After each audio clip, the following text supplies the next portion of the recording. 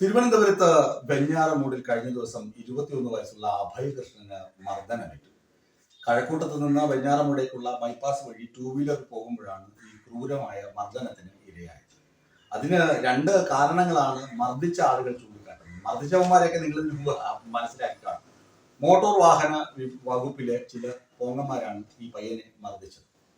മർദ്ദിക്കാതെ മൂക്കിൽ നോക്കി ഇടിക്കുക, കരണക്കുറ്റിക്ക് അടിക്കുക, എന്നിട്ട് കുറെ തെറി പറയുക, പിന്നീട് ഒരു 6500 രൂപ കൈക്കൂലി ഇനത്തിൽ ആവശ്യപ്പെടുക. ഇത്രയും ദ്രോഹം മാത്രമേ ഈ മോട്ടോർ വാഹന വകുപ്പ് ഈ അഭയകൃഷ്ണൻ എന്ന് പറയുന്ന കുട്ടിയോട് ചോദിച്ചുള്ളൂ. 21 വയസ്സുകാരനാണ് ഇയാൾ. ഈ പയ്യൻ വെഞ്ഞാറമൂട് എഞ്ചിനീയറിംഗ് കോളേജിലെ വിദ്യാർത്ഥിയാണ്. അപ്പോൾ വെഞ്ഞാറമൂട് എഞ്ചിനീയറിംഗ് കോളേജിലെ വിദ്യാർത്ഥി കഴക്കൂട്ടത്ത് നിന്ന് ബൈക്കിൽ ബൈപ്പാസ് വഴി കോളേജിലേക്ക് പോകുന്ന വഴിയിലാണ് ഈ ഏമാന്മാർ നിന്ന് കൈ കാണിക്കുന്നത്. അതിനകത്ത് ഒരു വലിയ വീഴ്ച അഭയകൃഷ്ണൻ സംഭവിച്ചിട്ടുണ്ട്. ആ നിയമലംഘനമൊന്നും നമ്മൾ അംഗീകരിക്കുന്നില്ല. അഭയകൃഷ്ണൻ ഹെൽമെറ്റ് വെച്ചിട്ടുണ്ടായിരുന്നില്ല. ഹെൽമെറ്റ് വെക്കുന്നത് MVD പേടിച്ചിട്ടോ പോലീസിനെ പേടിച്ചിട്ടോ അല്ല, സ്വയരക്ഷയ്ക്ക് വേണ്ടിയാണ്, തന്റെ സ്വന്തം തലയ്ക്ക് വേണ്ടിയാണെന്നുള്ള ബോധം എല്ലാവർക്കും ഉണ്ടാകണം. അഭയകൃഷ്ണന് ആ ബോധം ഇല്ലാത്തതാണോ അതോ വയ്ക്കാൻ മറന്നുപോയതാണോ എന്താണെന്ന് അറിയില്ല. അതെന്ത് വന്നാലും ഒരു പെറ്റി കേസിൽ ഒതുങ്ങേണ്ടതാണ്, പെറ്റി അടിക്കേണ്ടതുമാണ്, പെറ്റി അടിച്ചു കാണും. ഈ അഭയകൃഷ്ണനെ ഇവര് കൈ കാണിക്കുന്നു. പയ്യൻ വണ്ടി ഒതുക്കി നിർത്തുമ്പോൾ തന്നെ പുറകെ വന്ന് അടിയും ഇടിയും ചീത്തവിളി. പയ്യൻ അയ്യോ പൊത്തോ എന്താ കാര്യമെന്ന് ചോദിക്കുന്നതിന് മുന്നേ തന്നെ അടി കരണക്കുറ്റിക്ക് വീഴുന്നു, മൂക്കിന്റെ പാലം പിടിച്ച് തകർക്കുന്നു. അങ്ങനെയൊക്കെ കലാപരിപാടികളൊക്കെ MVD-ക്കാർ ചെയ്തു. അത് കഴിഞ്ഞ് പയ്യന്റെ വണ്ടിയുടെ താക്കോല് ഊരിയെടുക്കുന്നു, ലൈസൻസ് പിടിച്ചു വാങ്ങുന്നു. എന്നിട്ട് പറഞ്ഞ് നിന്നെ പരീക്ഷ എഴുതാൻ അനുവദിക്കില്ല. ഇയാൾ MVD-ക്കാരനാണ്, പരീക്ഷ കൺട്രോൾ. അതുകൊണ്ട് ഇവൻ പറയുകയാണ്, നിന്നെ പരീക്ഷ എഴുതാൻ അനുവദിക്കില്ല, നിന്നെ വിദേശത്തേക്ക് പോകാൻ വിടില്ല, അതിന്റെ അവസരങ്ങളൊക്കെ ഞങ്ങൾ തല്ലിക്കെടുത്തിക്കളെ, നിനക്കെതിരെ വലിയ മാരകമായ കുറ്റങ്ങൾ ചുമത്തും, നീ ഞങ്ങളെ വാഹനം പിടിച്ച് കൊലപ്പെടുത്താൻ ശ്രമിച്ചു എന്നാണ് നിനക്കെതിരെയുള്ള കേസ്. അതുകൊണ്ട് നീ മര്യാദയ്ക്ക് ഒരു 6500 രൂപ ചെവി അറിയാതെ ഞങ്ങളുടെ കയ്യിൽ എത്തിച്ചാൽ നിന്നെ ഈ കേസിൽ നിന്നൊക്കെ ഒഴിവാക്കി തരാം. ഇതാണ് മോട്ടോർ വാഹന വകുപ്പ് ഉദ്യോഗസ്ഥൻ ഈ പയ്യനോട് പറഞ്ഞത്. ഈ പയ്യൻ ഇക്കാര്യങ്ങൾ അമ്മയോട് വിളിച്ചു പറഞ്ഞപ്പോൾ ഫോൺ പിടിച്ചു വാങ്ങി അമ്മയോട് 4 ചീത്ത ഈ MVD-ക്കാരൻ വിളിച്ചു പറഞ്ഞു. ആലോചിച്ച് നോക്കണേ. എന്നിട്ട് പയ്യൻ അവിടെ നിന്ന് അയ്യോ പൊത്തോ കാലൊക്കെ പിടിച്ച് അവിടെ നിന്ന് ഊരി നേരെ ആശുപത്രി, കന്യാകുളങ്ങര ഗവൺമെന്റ് ആശുപത്രിയിൽ എത്തി.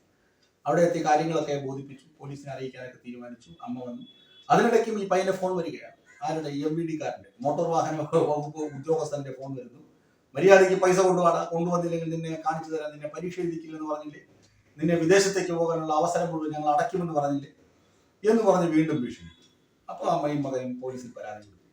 അത് കഴിഞ്ഞ് മുഖ്യമന്ത്രിക്ക് പരാതി കൊടുക്കുമെന്ന് മാധ്യമങ്ങളെ അറിയിച്ചു. ഈ MVD-ക്കാരന്മാർ ഇങ്ങനെ തന്നെയാണ്. അവന്മാർക്ക് പൈസയാണ് പ്രധാനപ്പെട്ട പ്രശ്നം. വാളയാർ മുതൽ ഇങ്ങോട്ട് എല്ലായിടത്തും ഇതൊക്കെ തന്നെയാണ് ഇവരുടെ അവസ്ഥ.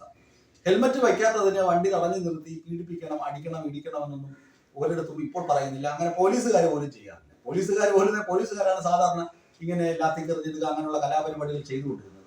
പോലീസുകാർ ഇപ്പോൾ മൊബൈൽ ഫോട്ടോ എടുത്തിട്ട് ഇവരങ്ങ് പോകും, പിന്നാലെ വീട്ടിലെത്തിക്കൊള്ളും. അല്ലെങ്കിൽ മൊബൈലിൽ തന്നെ മെസ്സേജ് വരും, നിങ്ങൾ ഇത്ര രൂപ പെറ്റി അടയ്ക്കണം ഹെൽമറ്റ് വെക്കാത്തതുകൊണ്ട് എന്നുള്ള വിവരം വരും. പൈസ അടയ്ക്കേണ്ടവൻ അടയ്ക്കും, അടയ്ക്കാത്തവൻ പിന്നീട് എപ്പോഴെങ്കിലും ഒരുമിച്ച് കൊണ്ടുപോയി അടയ്ക്കേണ്ടി വരികയും ചെയ്യും.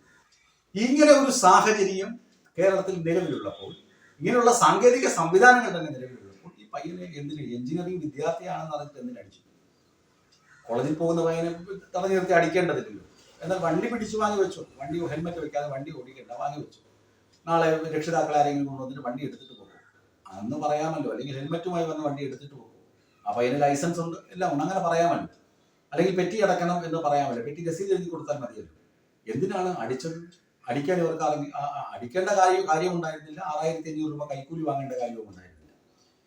ഈ വകുപ്പിന്റെ മന്ത്രി ഗണേഷ് കുമാറാണ്. ഗണേഷ് കുമാർ നാടുനീളം നാറിക്കൊണ്ടിരിക്കുകയാണ്. അപ്പോഴെങ്കിലും ഈ തോന്നിയവാസം കാണിച്ച ഉദ്യോഗസ്ഥർക്കെതിരെ കർശന നടപടി സ്വീകരിച്ച് ഒരു നല്ല കാര്യം ഗണേഷ് കുമാർ ചെയ്യാൻ കിട്ടിയ അവസരം അത് എത്രയും പെട്ടെന്ന് വേണം. ഇലക്ഷൻ പ്രഖ്യാപിച്ചു കഴിഞ്ഞാൽ ഇമാതിരിയുള്ള നല്ല കാര്യങ്ങൾ ചെയ്യാൻ പറ്റുകയില്ല. അതുകൊണ്ട് വളരെ വേഗം തന്നെ നടപടി എടുക്കണം എന്നാണ് ജനങ്ങളുടെ പൊതുവെയുള്ള അഭിപ്രായം.